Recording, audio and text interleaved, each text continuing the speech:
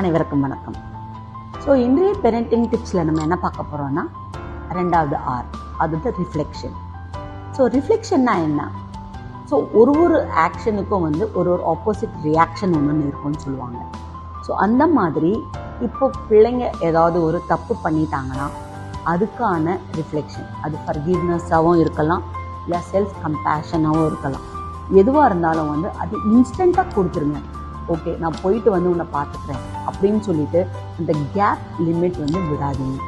எதுவாக இருந்தாலும் instant reflection, instant action ரொம்ப தேவைப்படுது. பனிஷ்மெண்ட்டாக இருந்தாலும் உடனே கொடுத்துருங்க, ஃபர்கிவ்னஸாக இருந்தாலும் உடனே கொடுத்துருங்க. அது அந்த குழந்தைங்க அண்டர்ஸ்டாண்ட் பண்ணிக்கிட்டு அதுக்கேற்ற மாதிரி உங்களோட பாண்டேஜ் நல்லா க்ளோஸ் அண்ட் இதுவாக இருக்கும். அதனால் அதை மறந்துடாதீங்க. It's very important. Thank you all.